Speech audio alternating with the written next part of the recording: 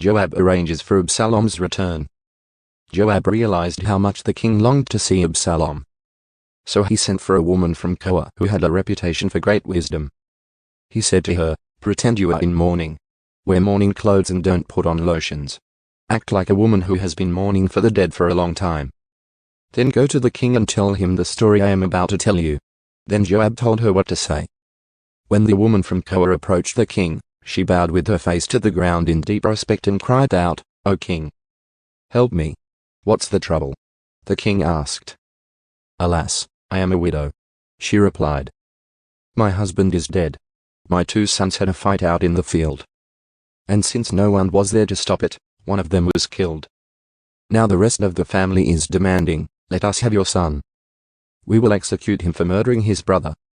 He doesn't deserve to inherit his family's property. They want to extinguish the only coal I have left, and my husband's name and family will disappear from the face of the earth.' Leave it to me," the king told her. "Go home, and I'll see to it that no one touches him." "Oh, thank you, my lord the king," the woman from Koa replied. "If you are criticized for helping me, let the blame fall on me and on my father's house, and let the king and his throne be innocent." "If anyone objects," the king said, "bring him to me. I can assure you he will never harm you again." Then she said, "Please swear to me by the Lord your God that you won't let anyone take vengeance against my son. I want no more bloodshed." "As surely as the Lord lives," he replied, "not a hair on your son's head will be disturbed." "Please allow me to ask one more thing of my lord the king," she said. "Go ahead and speak," he responded. She replied, "Why don't you do as much for the people of God as you have promised to do for me? You have convicted yourself in making this decision, because you have refused to bring home your own banished son. All of us must die eventually. Our lives are like water spilled out on the ground, which cannot be gathered up again. But God does not just sweep life away.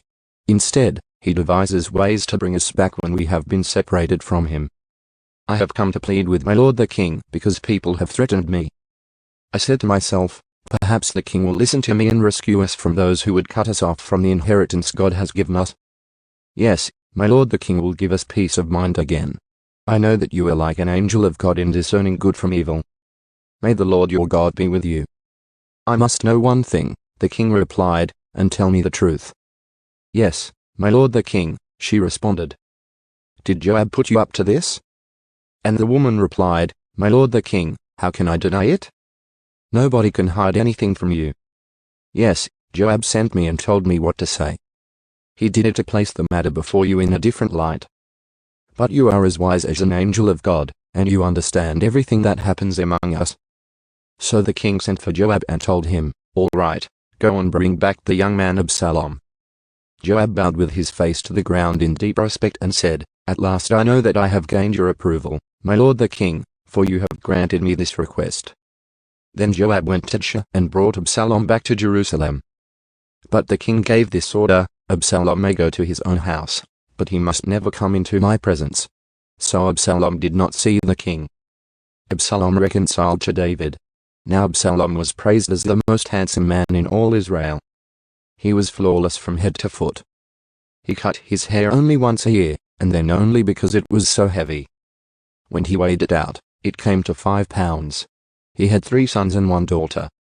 His daughter's name was Tamar, and she was very beautiful. Absalom lived in Jerusalem for 2 years, but he never got to see the king. Then Absalom sent for Joab to ask him to intercede for him, but Joab refused to come. Absalom sent for him a second time, but again Joab refused to come. So Absalom said to his servants, "Go and set fire to Joab's barley field, the field next to mine."